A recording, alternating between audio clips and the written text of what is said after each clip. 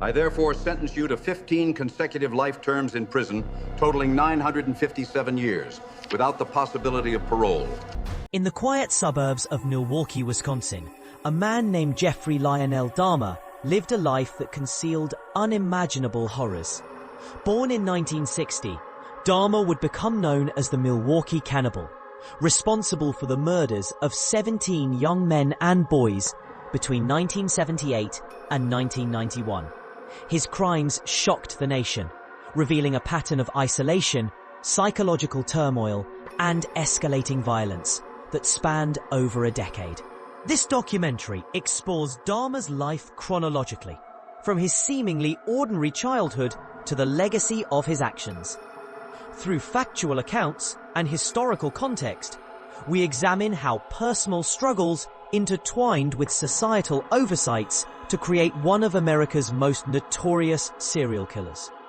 As we delve into his story, we reflect on the human elements that allowed such events to unfold, emphasizing the importance of understanding mental health and vigilance in communities. Jeffrey Lionel Dahmer was born on May 21, 1960, in Milwaukee, Wisconsin, to Lionel Dahmer, a research chemist, and Joyce Dahmer, a teletype machine instructor. As the first of two sons, Jeffrey's early years appeared typical, but underlying tensions simmered within the family.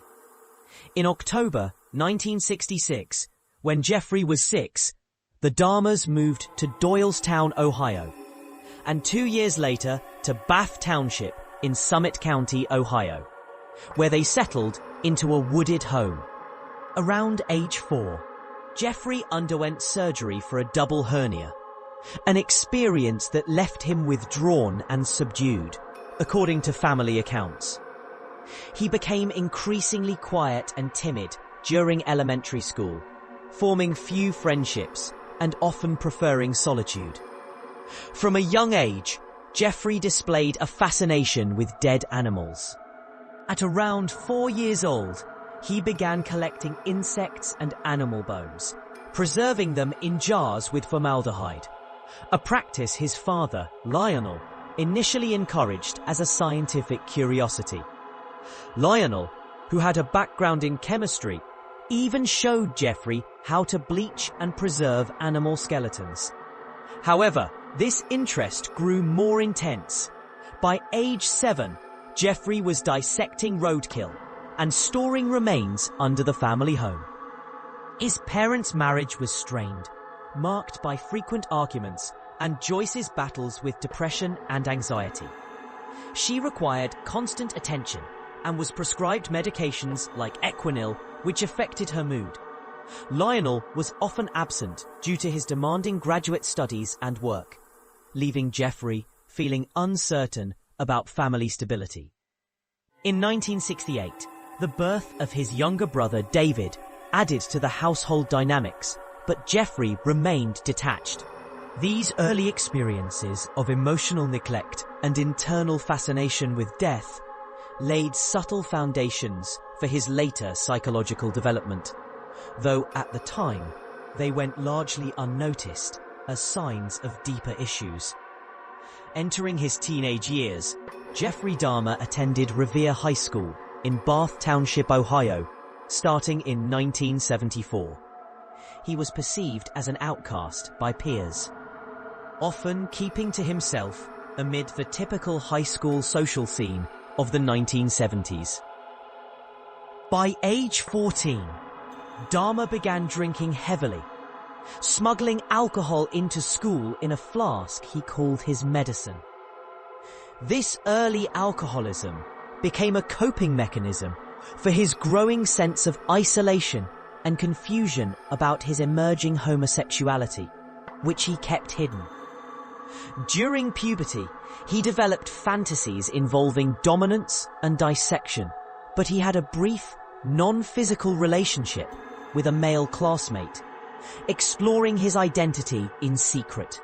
Dahmer's behavior at school included elaborate pranks that earned him notoriety, such as faking epileptic seizures or bleating like a sheep, antics dubbed doing a Dahmer by classmates. His academic performance suffered as his drinking intensified. By 1977, his grades had declined significantly. Family life deteriorated further when his parents' marriage ended in a bitter divorce in July 1978. He briefly attended Ohio State University in August 1978, but dropped out after 1 quarter due to persistent alcohol abuse and poor performance. In January 1979, at his father's urging, he enlisted in the US Army, training as a combat medic and serving in West Germany. However, his drinking continued, leading to an honorable discharge for alcoholism in March 1981. Returning to Ohio, Dahmer struggled with unemployment and minor arrests, marking a period of increasing instability as he transitioned into adulthood. Jeffrey Dahmer's descent into murder began shortly after his high school graduation. On June 18, 1978, in Bath Township, Ohio, he encountered 18-year-old hitchhiker Stephen Mark Hicks. Dahmer invited Hicks to his empty family home for drinks, but when Hicks attempted to leave, Dahmer struck him with a dumbbell and strangled him. This marked his first killing, after which he dismembered the body and buried the remains in the woods behind the house. Later, he dug up and dissolved the bones in acid, scattering them around the property. Dahmer later confessed this act stemmed from a desire for control and companionship, intertwined with his fantasies. Following his army discharge in 1981, Dahmer moved briefly to Miami Beach, Florida, before returning to Ohio and then to West Allis, Wisconsin, to live with his grandmother in December 1981. He held various jobs, including as a phlebotomist and later a mixer at the Ambrosia Chocolate Factory, starting in 1985. During this time, he frequented gay bathhouses and bars, where he began drugging patrons with sedatives for non-consensual acts, leading to complaints and his eventual ban from several establishments.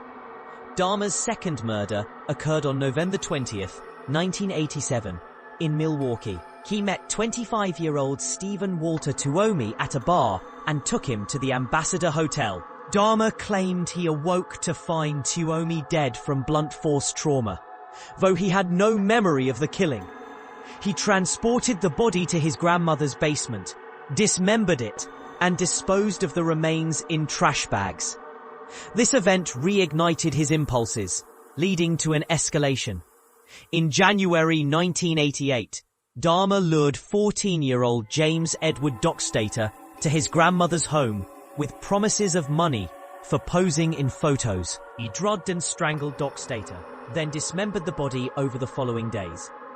2 months later, on March 24, 1988, he killed 22-year-old Richard Guerrero in a similar manner, meeting him outside a gay bar and bringing him home. Guerrero was drugged, strangled, and dismembered. In September 1988, Dahmer was arrested for drugging and sexually assaulting 13-year-old Keeson Synthesomphone, the brother of a future victim. He pleaded guilty to second-degree sexual assault and enticing a child for immoral purposes, receiving a sentence of 5 years probation and 1 year in a work release camp, from which he was paroled after 10 months in March 1990.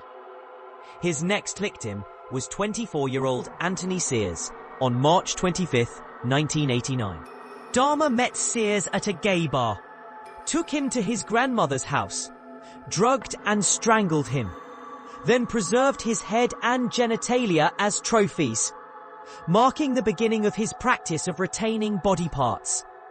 In May 1990, after moving into his own apartment at 924 North 25th Street in Milwaukee, Dahmer killed 32-year-old Raymond Lamont Smith. He lured Smith with an offer of money for companionship, drugged and strangled him, then dissolved most of the body in acid while painting and retaining the skull. In June 1990, he murdered 27-year-old Edward Warren Smith in the same apartment, strangling him and attempting to preserve the skeleton, though it deteriorated. Dahmer's pace increased in September 1990. He killed 22-year-old Ernest Marquez Miller by slashing his throat after drugging him, then dismembered the body, consumed portions, and preserved the skeleton. Later that month, on September 24th, he strangled 22-year-old David Courtney Thomas, but did not retain any parts, disposing of the body promptly. After a brief hiatus, Dahmer resumed in February 1991 with 17-year-old Curtis Darrell Straughter, whom he met at a bus stop and lured with promises of money for photos. On May 24, 1991, Dahmer murdered 31-year-old Tony Anthony Hughes, a deaf man he met at a bar and communicated with via notes. Hughes was drugged and strangled. 3 days later, on May 27th, he targeted 14-year-old Konorak Synthesomphone, luring him to the apartment, drugging him, and injecting acid into his brain. Synthesomphone escaped briefly, but was returned to Dahmer by police, who mistook the situation for a domestic dispute involving intoxication. Dahmer then strangled him after the officers left. In June 1991, Dahmer killed 20-year-old Matt Cleveland Turner, whom he met in Chicago and brought back to Milwaukee. Turner was drugged, strangled, and dismembered, with his head and organs preserved. On July 5, 1991, he murdered 23-year-old Jeremiah Benjamin Weinberger, luring him from Chicago with promises of a weekend stay. Weinberger was injected with boiling water into the skull and died after 2 days in a coma. Dahmer's final murders occurred in quick succession. On July 15, 1991, he killed 24-year-old Oliver Joseph Lacey, strangling him after drugging and engaging in acts, then preserving the head, heart, and skeleton. 4 days later, on July 19th, he murdered 25-year-old Joseph Arthur Braidhoft, leaving the body in his apartment for days before dismembering it. These acts brought his total to 17 victims, primarily young men from marginalized communities, targeted in Milwaukee's gay scene. Throughout this period, Dahmer's apartment became a site of preservation, with refrigerators and barrels containing remains. His methods evolved from simple disposal to attempts at creating zombies through chemical injections, reflecting a deepening psychological compulsion. Neighbors reported strange odors and noises, but these were dismissed as typical urban issues. Dahmer maintained employment until his firing in July 1991, blending into society despite his secret life. Are much for more information, seek from textconfessional.com or follow Jeffrey Dahmer and Edward's boy into his apartment at 924 North 25th Street, offering money to watch videos and drink beer, forcing him to view disturbing items like a human head in the refrigerator. Edwards, sensing mortal danger, engaged Dahmer in conversation to de-escalate the situation. After several hours, he convinced Dahmer to remove the handcuff from the bedroom door, then struck him and fled the apartment around 11:30 p.m. Edwards flagged down 2 Milwaukee police officers, Robert Ralph and Rolf Mueller, explaining his ordeal and showing the handcuffs still attached to his wrist. The officers accompanied him back to the apartment to retrieve the key. Upon entering, they noticed a foul odor and in the bedroom discovered drawers filled with Polaroid photographs of dismembered bodies and human remains in various stages of decomposition. Dahmer attempted to resist when the officers tried to cuff him, but he was subdued and arrested on suspicion of assault. As more officers arrived, A thorough search of the 57-gallon drum in the bedroom revealed 3 human torsos dissolving in acid. The refrigerator contained a severed human head, and the freezer held additional heads, organs, and flesh. Cabinets yielded skulls, bones, and preserved genitalia. In total, evidence linked to 11 victims was found on site, with more remains later recovered from a landfill where Dahmer had discarded trash bags. The apartment was secured as a crime scene, and forensic teams spent days cataloguing the horrors, including over 80 Polaroid photos documenting the dismemberments. Dahmer was taken to the Milwaukee Police Department for interrogation. Initially cooperative, he waived his right to an attorney and began confessing in detail over the next 2 weeks. He admitted to 17 murders, providing specifics on each victim, methods, and disposal. He described his motivations as a desire for complete control over others, stemming from loneliness and fantasies that had evolved since adolescence. Detectives Patrick Kennedy and Dennis Murphy conducted extensive interviews, totaling over 60 hours, during which Dahmer showed remorse, but also detachment. The investigation expanded to Ohio, where Dahmer confessed to the 1978 murder of Stephen Hicks, leading to exhumation efforts. Authorities also revisited the May 1991 incident with Conorak synthesomphone, uncovering police negligence that allowed Dahmer to continue killing. The case drew national attention, highlighting issues of racial bias, as many victims were Black or Asian, and police response in minority neighborhoods was criticized. Community outrage led to protests and calls for accountability. Dahmer was charged with 4 counts of murder initially, with additional charges filed as evidence mounted. He underwent psychiatric evaluations to determine competency. The arrest not only ended the killings, but also exposed systemic failures in law enforcement and social services that might have intervened earlier. Jeffrey Dahmer's trial began on January 30th, 1992, in Milwaukee County Circuit Court, presided over by Judge Lawrence Graham. Facing 15 counts of first-degree murder in Wisconsin, the 1978 Ohio killing was handled separately. Dahmer entered a plea of guilty but insane, admitting the acts but claiming mental illness rendered him unable to conform to the law. His defense, led by Gerald Boyle, argued that Dahmer suffered from necrophilia and other disorders, supported by psychiatrist testimony that his actions were driven by uncontrollable urges. The prosecution, headed by Michael McCann, contended Dahmer was legally sane, knowing right from wrong. They presented evidence of premeditation, such as purchasing acid and sedatives in advance, and his efforts to conceal crimes. Over 2 weeks, the court heard from 46 witnesses, including detectives, forensic experts, and survivors like Tracy Edwards and Ronald Flowers, who recounted earlier encounters. Dahmer's confession tapes were played, detailing the murders factually. Psychiatric experts clashed. Defense witnesses like Dr. Fred Berlin diagnosed paraphilias and personality disorders, suggesting insanity, while prosecution experts, including Dr. Park Dietz, asserted Dahmer's organized behavior, luring victims, disposing evidence, indicated sanity. The trial avoided graphic details of the crimes to focus on mental state, but Polaroids and remains were referenced.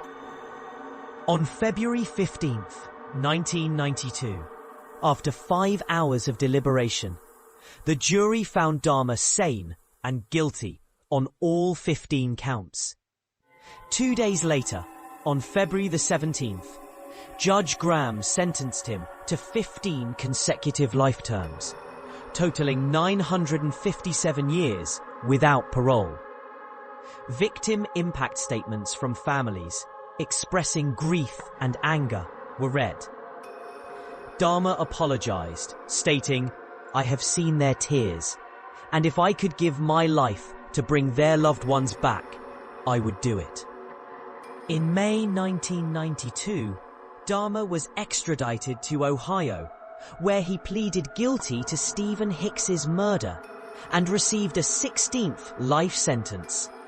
The trials cost over $100,000, with tight security amid public fury. Media coverage was intense, broadcasting proceedings and sparking debates on insanity defenses and serial killer psychology. The case influenced legal precedents on mental health evaluations in capital crimes, though Wisconsin had abolished the death penalty in 1853. Following his sentencing, Jeffrey Dahmer was transferred to Columbia Correctional Institution in Portage, Wisconsin, a maximum security prison. Initially placed in protective isolation for his safety due to the notoriety of his crimes, he spent his first year in solitary confinement, allowed limited recreation and visits from family. Dahmer adapted by reading, corresponding with outsiders, and reflecting on his actions. In 1993, he requested transfer to the general population, expressing a desire for normalcy, despite risks. In prison, Dahmer underwent a spiritual transformation. Influenced by a local minister, Roy Ratcliffe, he studied the Bible and was baptized by immersion on May 10, 1994, in a prison whirlpool. He became a born-again Christian, attending weekly services and discussing faith with inmates. Dahmer expressed remorse in interviews, attributing his crimes to a loss of moral compass and seeking forgiveness. Assigned to work detail as a janitor, earning 24 cents an hour, Dahmer cleaned bathrooms and the gym. On July 3, 1994, during a chapel service, inmate Osvaldo Durruti attempted to slash his throat with a razor, but Dahmer sustained only minor injuries. Prison officials downplayed the incident, and no charges were filed. On November 28, 1994, while on cleaning duty in the gym with inmates Jesse Anderson and Christopher Scarver, Dahmer was attacked. Scarver, serving life for murder and reportedly disturbed by Dahmer's crimes, used a 20-inch metal bar from weight equipment to beat Dahmer and Anderson.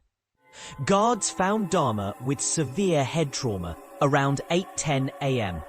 He was rushed to Divine Savior Hospital, where he was pronounced dead at 9:11 a.m. Dahmer's body was cremated in September 1995 after a court battle over his brain for scientific study. It was ultimately destroyed. His estate, including possessions, was awarded to victims' families or destroyed. Jeffrey Dahmer's crimes left an indelible mark on American society, prompting reflections on mental health, law enforcement, and victim advocacy. In Milwaukee, the case exacerbated racial tensions, as most victims were men of color. And police mishandling, particularly the synthesomphone incident, led to firings, lawsuits, and reforms in training for bias and domestic calls. The Oxford apartments were demolished in November 1992 to erase the site's stigma, now a vacant lot turned memorial park. Dahmer's story influenced criminology, with studies on serial killers emphasizing early intervention for behavioral red flags like animal cruelty and isolation. His father, Lionel, published A Father's Story in 1994, donating proceeds to victims' families while exploring genetic and environmental factors. Victims' relatives formed support groups, advocating for better resources for marginalized communities. Media portrayals proliferated. Films like Dahmer 2002 and My Friend Dahmer 2017, documentaries such as The Jeffrey Dahmer Files 2012, and series like Netflix's Dahmer, Monster, The Jeffrey Dahmer Story 2022, drew criticism for glamorization, but also raised awareness. Legally, the case reinforced insanity plea scrutiny. Overall, Dahmer's legacy serves as a cautionary tale on the consequences of unchecked psychological issues and systemic oversights. Jeffrey Dahmer's life and crimes remind us of the fragility of human psychology and the need for societal vigilance. From a troubled childhood to his violent end, his story underscores the importance of addressing mental health early and supporting vulnerable communities. As we conclude, reflect on how understanding such histories can prevent future tragedies. For more information, explore resources on mental health organizations or criminology studies. Remember the victims and their families, whose losses highlight the human cost of inaction. If this documentary gave you chills or new insights, hit that like button. It helps a ton. Subscribe and turn on notifications for more in-depth true crime stories. In the comments, what's the most overlooked part of Dahmer's case in your opinion? Childhood warning signs, police mistakes, or mental health issues? Drop your take below. I'll be reading and replying. Thanks for watching.